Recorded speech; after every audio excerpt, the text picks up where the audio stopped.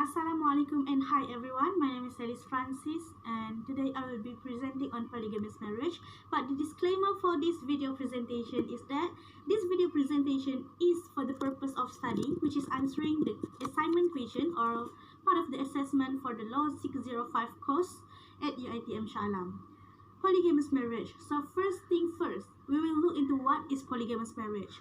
Generally speaking, there are two types of marriage in Islam, monogamy and polygamy. Monogamy is when one man married to one woman only, while polygamy is a kind of when one man married to two, three, or at the most four wives in Islam.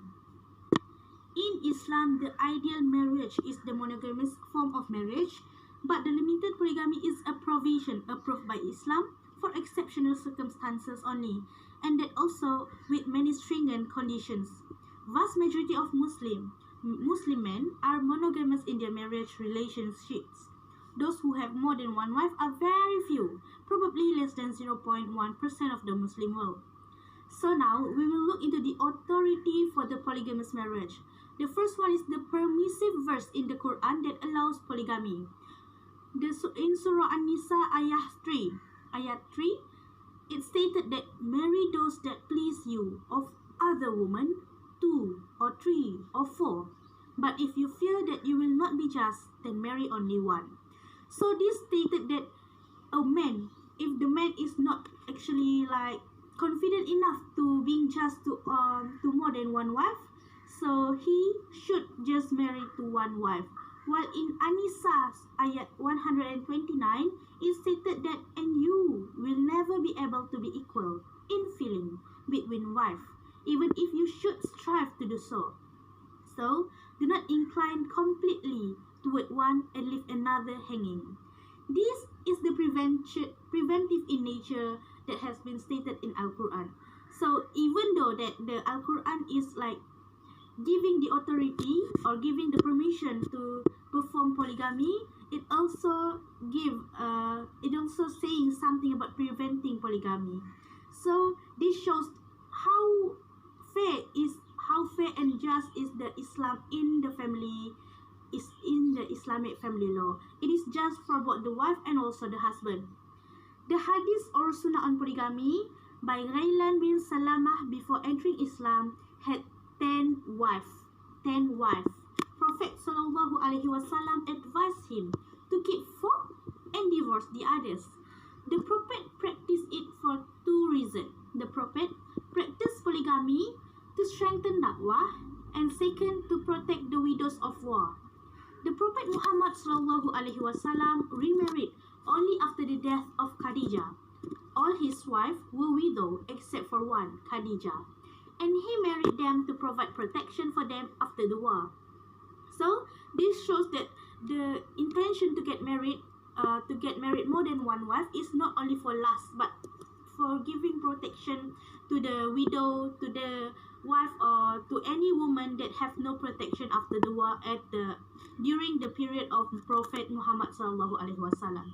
So based on the above authority, the juries in Malaysia has ruled that first, only up to 4 wives are permitted in Islam. Secondly, the husband must do equal justice to all of them. But it is equal justice that is humanly possible, which is equitable treatment such as nafkah. As we have looked on to ayat 129 in Surah An-Nisa, that to being just in feelings is very impossible. Polygamy in section 23 of the Sharia law stated that no man during the subsistence of a marriage shall accept, with the prior permission in writing of the court, contract another marriage with another woman. In 1A, it stated that a marriage contracted without the permission of the court under age shall not be registered under this act unless the court is satisfied that the marriage is valid according to Hukum Syara, and the court has ordered the marriage to be registered subject to section 123.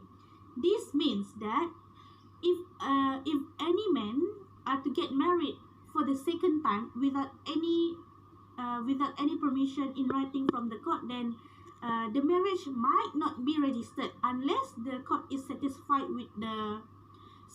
that the second marriage is valid according to the hukum syara. Only then the marriage can be registered. In section 23 subsection 3, an application for permission shall be submitted to the court in prescribed manner and shall be accompanied by, first, an ikrar or a declaration stating the grounds on which the proposed marriage is alleged to be just and necessary, and secondly, the present income of the applicant. Number 3 is the particulars of his commitments and his ascertainable financial obligations and liabilities, which is the numbers of his dependents, including the persons who would be his dependents as a result of the proposed marriage. And number 4, whether the consent or view of the existing wife or wives on the proposed marriage have been obtained. So the court will not only look into the any writing permission in writing being given by the court, but also we look into the consent, that whether the husband already obtained the consent from the previous wife, from the first wife, or from his other wife or not. If there is no consent, so the court might not give permission, or might not be able to register might not see the marriage as a valid marriage according to hukum syara. So the marriage might not be registered. Next is on receipt of the application, then the court shall summon the applicant and his existing wife or wife, the woman to be wedded, the wali of the woman to be wedded, and any other person who, in the opinion of the court, may provide information relating to the proposed marriage to be present at the hearing of the application, which shall be in camera. And the court may grant the permission applied for if satisfied.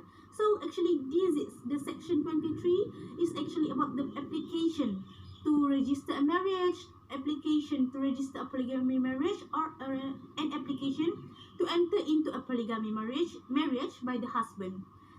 Next, that the proposed marriage is just unnecessary, having regard to such circumstances as, among others, the following, that is to stay sterility, physical infirmity, physical unfitness for conjugal relations, willful avoidance of an order for restitution of conjugal rights, or insanity on the part of the existing wife or wife. Secondly, that the applicant has such means as to enable him to support, as required by hukum syara, all his wife's and dependents, including persons who would be his dependents as a result of the proposed marriage.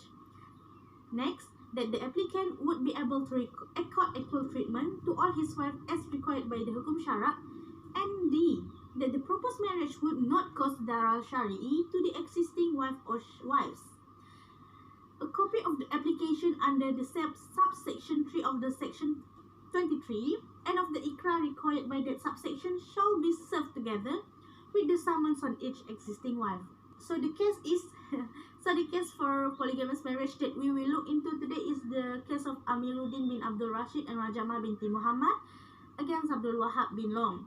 So for the case of Amiruddin bin Abdul Rashid, the court had considered the 4 conditions and an additional factor. So the husband is likely is asking for permission to enter into a polygamous marriage. Then the court is considering the 4 conditions, and there is other additional factor before the permission is granted to Amiruddin, to the husband. The proposed polygamous union will not lower the standard of living that has been enjoyed or expected to be enjoyed by the existing wife or wife and his dependents, either directly or indirectly. If the proposed polygamous union will degrade or will lower the standard of living that has been enjoyed by the existing wife, then a polygamous marriage might not be permitted by the court. In the case of Rajamah binti Muhammad against Abdul Wahab bin Long, the Sharia subordinate court already allowed the husband application for polygamy on the ground husband has means to support wife, fear zina as prospective second wife, was very close with husband since same workplace. However, the existing wife does not agree and appeal to the court, then the court allow for the appeal. In the appeal, the court held that the husband has failed to prove that he is capable and has means to support more than one wife. Thus, the polygamous the permission for the application of polygamous is being squashed, and the husband is not permitted to enter into a polygamous marriage. So next we will look into the remedy for a wife. If the wife is like the husband of a woman enter into a polygamous marriage, then she could apply for dissolution of the marriage if the husband failed to treat her equitably. In the section 52 subsection 1 of the Islamic Family Law Act, that the husband or wife treats her or him, as the case may be, with cruelty, that is to say inter alia, if he has more than one wife, does not treat her equitably in accordance with the requirements of Hukum Syara. So we will look into the case of Muhammad Alwi bin Shari and Faiza Muhammad Ghazali. So in this case, the husband entered into a second marriage, then stating that he can being just to both of the wife. The husband and wife actually has a daughter named Fatin Shafika. So at first, the husband already entered into the polygamous marriage. Then the wife want to file a fasaq to the husband, because the wife stating that the husband is like giving a mental distress to the wife, and the court actually give the court actually allow the wife to file for fasaq and ask the wife to go for iddah for 4 weeks or 4 times suci, and the custody of the child is given to the wife. The custody of the daughter is given to the wife, but the husband still have the like permission to visit the daughter as the father, and the husband need to give nafkah to the child amounting 100 ringgit, and give fasaq to the wife for amounting 500,000, and during the iddah 500 ringgit and 300 ringgit. So in total it is 900 ringgit being granted to the wife for the dissolution of marriage. Next is the contracting polygamy without prior permission of Sharia Court, section 123 of Islamic Family Law Act. So this we will look into a very interesting cases, which is the Sharia prosecutor of Selangor against Mokhtar bin Radin and others. Mokhtar bin Radin is actually the datuk that we know being so very with like a lot of sense of humor, that being married. His second wife is Zizi Izzet, which is the sister of Sahizi Sen and all. So in this case, that Mokhtar Radin and Zizi Izzet has get married at Thailand, which is outside of the border of Malaysia, without the permission of the Sharia court or without obtaining any consent from the existing wife. So this case is actually want to look at whether the marriage is valid or not valid. However, as the marriage is without the permission of the Sharia court, then Mokhtar bin Radin, the second wife, and the wali or the saksi, the witnesses for the second marriage are being fined by the Sharia court, and Mokhtar bin Radin is being imprisoned, is being jailed for 6 months. So that's the case of Mokhtar bin Radin and Zizi Izzet. Next is application to affirm or to validate or to verify and register the polygamous marriage. In the case of Abdul Halim bin Muhammad Hashim, this case is being looked under the section 12 of Islamic Family Law Act. So in the case of Abdul Halim bin Muhammad Hashim against Azila binti Ramli, they are getting married without the at the border, stating that the wali for Azila is already dead and there is no wali for her anymore, and then they go for another wali, which is Wali Hakim, but at the border. However, the court stated that the marriage might not be valid, as actually Azila still has her wali, and getting into marriage by lying is not a good thing. So in in applying or in looking onto cases, examples of cases to application to affirm or validate or verify or register a polygamous marriage, we can look into the section 12 of Islamic Family Law Act and the case of Abdul Halim bin Muhammad Hashim against Azila binti Ramli. So the last one we will look into is the agreement of the parties in consenting to polygamous union. In the case of Datin Rohaya binti Haji Boksin lawan Datuk Haji Jaimian bin Muhammad or Muhammad Semaal, this is a 2007 case when the Sharia court has the power to enforce the terms of agreement among others. Firstly, the court looked into the plaintiff or respondent transfers the ownership of a house in Petaling Jaya in the name of the defendant or the appellant and their 4 children after the full settlement of the loan for the said house. Secondly, the plaintiff or the respondent agree to pay and to fully bear the maintenance cost of the house at Kelana Jaya, including the maid's wages and food expenses for the children who are staying at the said house. Thirdly, the plaintiff or the respondent agrees to purchase a car valued not less than 170,000 ringgit in the name of the defendant, and the maintenance and monthly installment to the bank, if applicable, shall be fully bear by the plaintiff or respondent. And the fourth one is the plaintiff or respondent agrees to purchase and to bear the expenses of the purchase of a house in the name of the defendant, valued not more than 300 ringgit.